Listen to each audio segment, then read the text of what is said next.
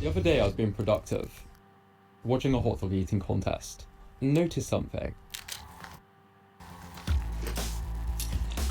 All the top eaters are pretty healthy. I mean, just look at the lean faces on the Major League Eating leaderboards. I wanted to find out. I always be wondering, like, how these people be, like, pause. Like, come on, bro. And all that cheese, bro. I always be wondering, like, how these people be in, like, regular shape. I don't want to say they fit, but they just in regular shape. Like, you know, when you think of the average person, that's what I be seeing these people shape. Women too. This is both men and women. They're just like normal shape. Like this is like they last, like they eat this once every. That's what I be thinking. Like they eat and then they take a break. Like they train, they take a break, and then they prepare themselves for this. Cause what, like, I don't understand. You can't be training by eating this amount all the time. Or you gotta be working out, cause this is a lot. How somebody who regularly eats. Pause, man. Like, I can't be this dirty minded. He can't eat a sandwich. That's not even a sandwich. That's a whole. I don't even know. Over 10,000 calories a day. How Looks is it like this. connected? Many speculate about a darker side to the career, but these glizzy gobblers give those of us with scary Glizzy gobblers?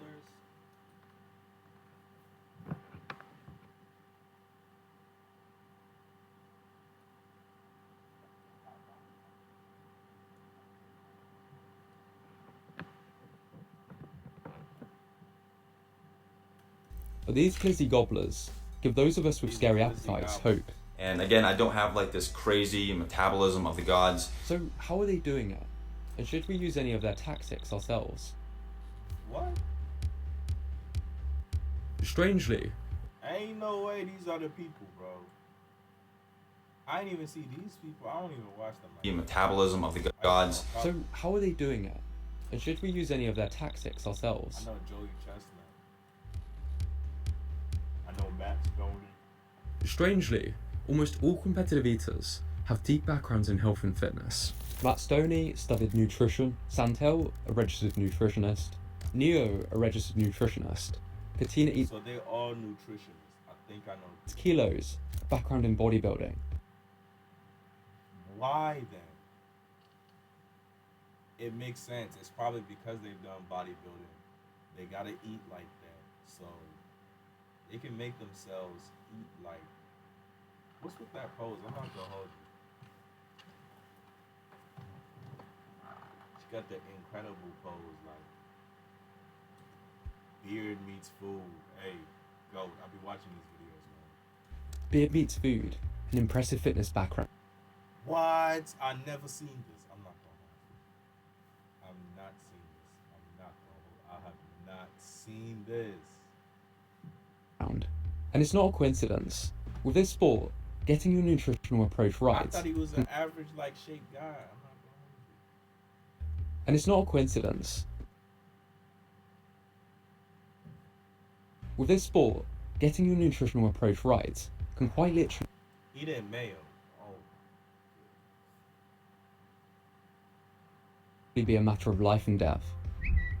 Here's a CT scan of a competitive eater's stomach after they were rushed to hospital. scan of a man's stomach was hospitalized after eating a 3.2 kilo, 7-pound burger in 30 minutes. At a competitive eating event. You can see the food pushing their organs around. It's a risky escapade. Ah. This is 69 hot dog Ah. buns, 69 hot dogs, and over 2 quarts of water. This is what it looks like inside the human body. Surely no human is able to stomach this without ruptures, right? The rock on which he stands Like, why? is not a rock. It is the United States. I really be questioning this. Like, these fans are not like they just here for like I don't even know. I don't even know what to say, cause like this is what you want to do, but like I don't know what to say to this. I'm just speechless. Of America. This is Joey Chestnut. Oh, United States of America. This is Joey Chestnut. He just devoured 71 hot dogs in under 10 minutes, making him the greatest competitive eater in history. my stomach hurt. A man of unhinged powers, and one of his secrets, A part maintaining of a me's like, damn, you ate that. But a part of me's like, damn, you ate that. Like, bro, like my stomach. healthy weight. I do gain weight, and it's a battle. I have to be Is he a fitness guy too? aware of it, because if I lose track of my long-term calorie intake, I gain weight, then I start losing contests. I hate losing. Coincidentally, this is the ideal body, according to competitive eaters. A short neck, long torso, and wider build. But this doesn't mean fat. The belt of fat theory suggests That's what I'm thinking. Like, okay, the Joey Chestnut. I'm looking at the hair. Look, I'm thinking that they shaped long like torso, this. Like normal shape. I don't even want to say normal. It look like they just when you think of the average guy, I don't think of him to be fit. and wider build. But this doesn't mean fat. The belt of fat theory suggests that belly fat restricts the stomach's abilities to expand, limiting the amount of food the competitive eater can ingest. Excessive fat gain also limits the contestant's ability to breathe while shoveling food down their gullet. If I wasn't taking care of myself, if I wasn't physically in great shape, then I wouldn't be able to physically compete at a high level. Okay, so we know that staying somewhat fit is a requirement for elite competitive eating. This doesn't He grabbing his chest, man. explain how the mukbanger Hungry Fat Chick ended up with Right. I wanna see what's with the fat people then. competitive eating. This doesn't explain how the mukbanger Hungry Fat Chick ended up with off-the-chart obesity, while competitive eaters maintain an ideal weight. Many believe it's the difference between a slow and a fast metabolism. Fast metabolism. Okay, slow metabolism. I always confuse the two. If you got slow, does that mean you get fat quicker? Competitive eating comment sections are full of people And if you got fast, that means you get fat slower. dissatisfied with their slow metabolisms.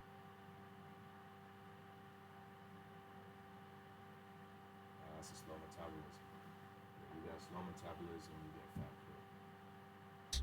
But according to competitive eaters, their metabolisms aren't anything special. There are so many misconceptions about food challenges and food challengers. People really do this for sport. Like, they do this for your entertainment. Like, they do this for you to, like, wow. And I be watching Beard Meats Food. I'm not gonna hold you. But I didn't know he was fit like that. Like, these people really be putting in the work. But I really be questioning, like, yo, what's making you, like, I did not see them fat graphs with the organs. I didn't see all that. Now I'm like, yo.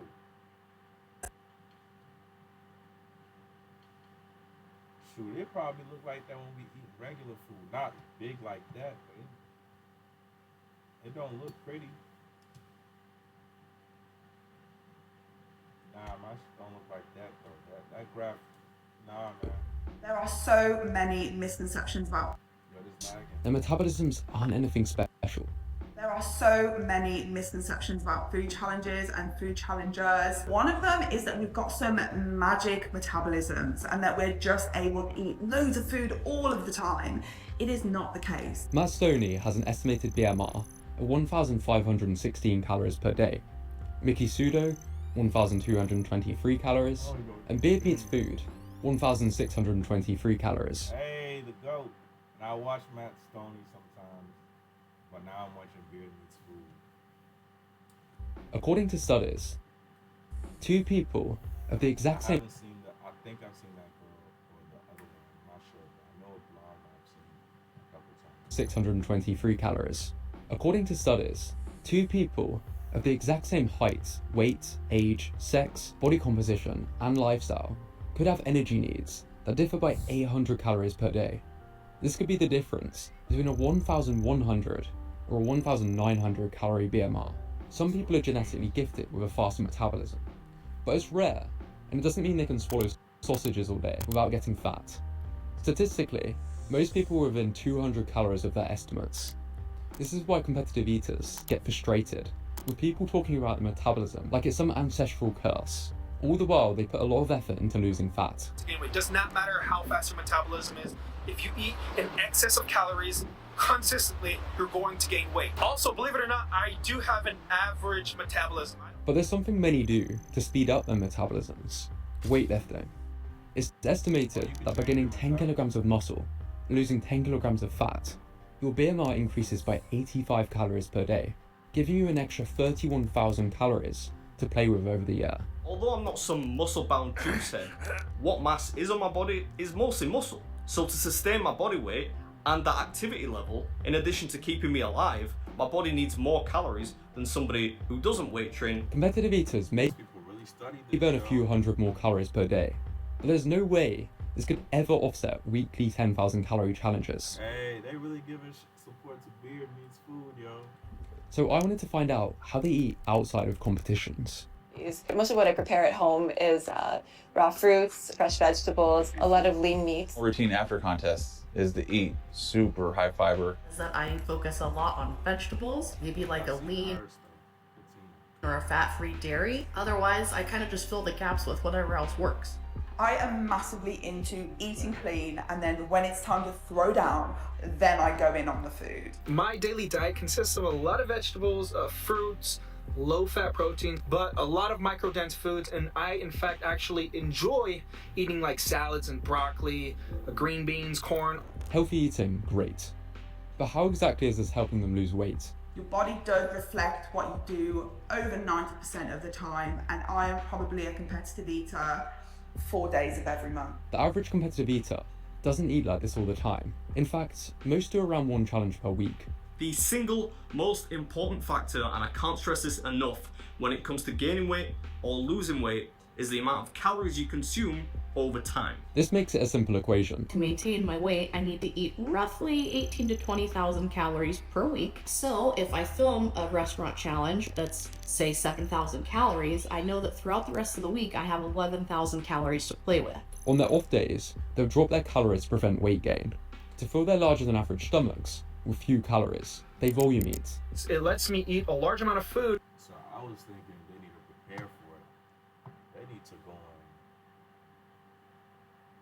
like, do a post, like, do something after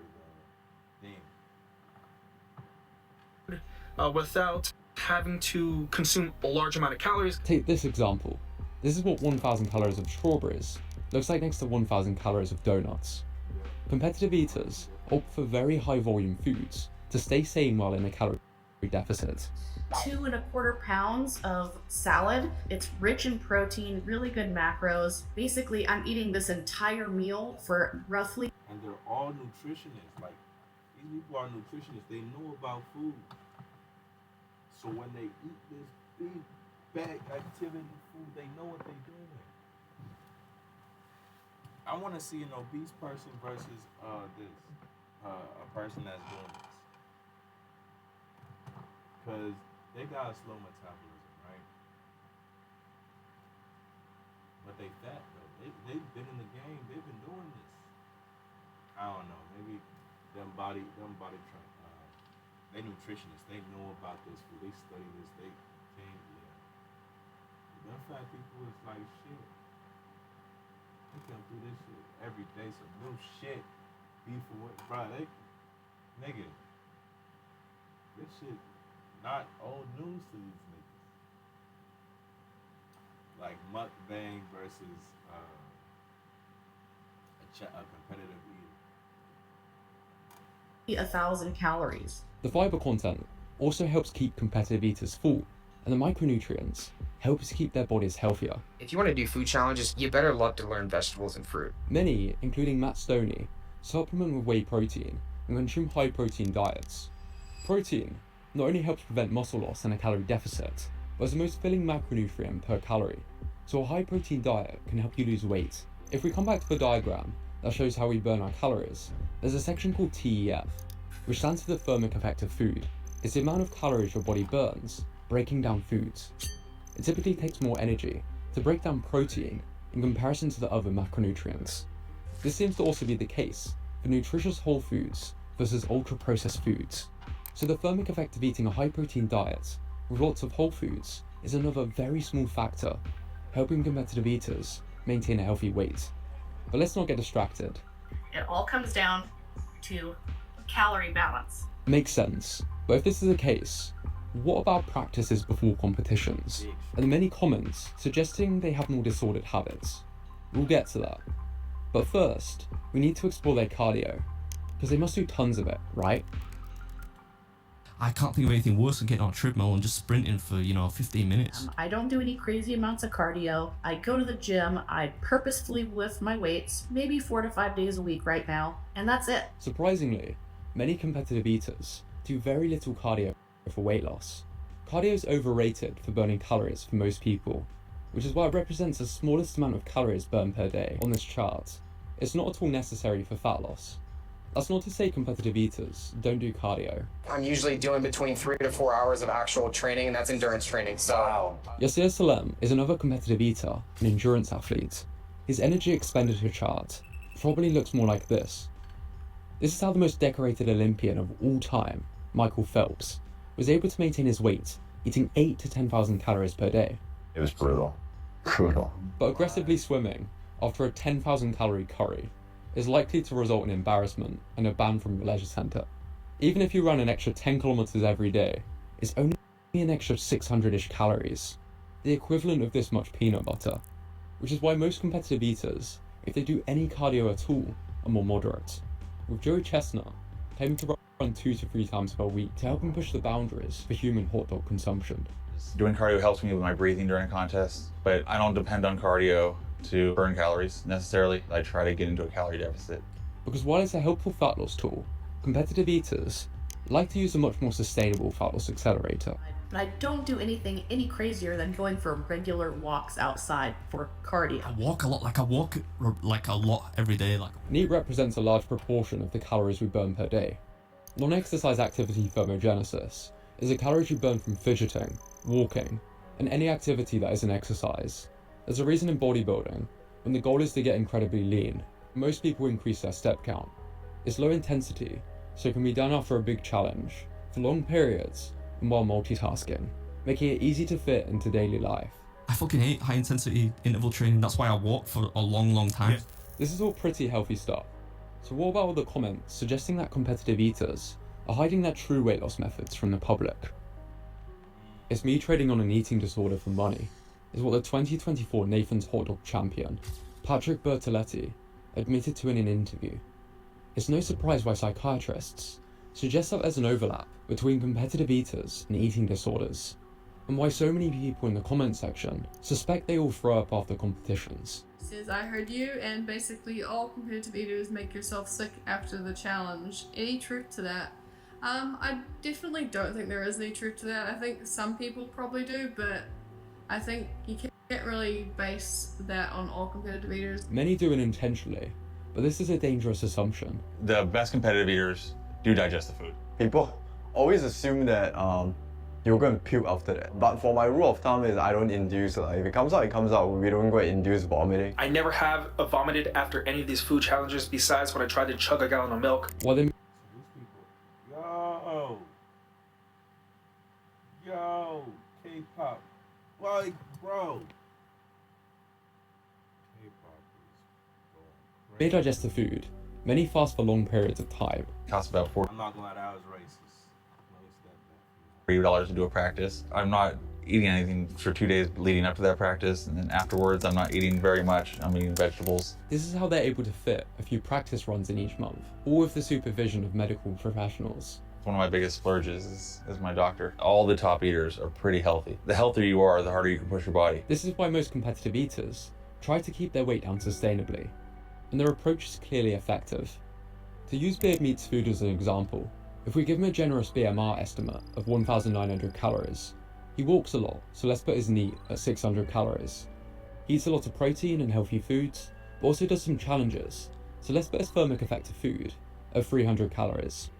And lastly, he trains in the gym, putting his exercise activity thermogenesis about 200 calories per day.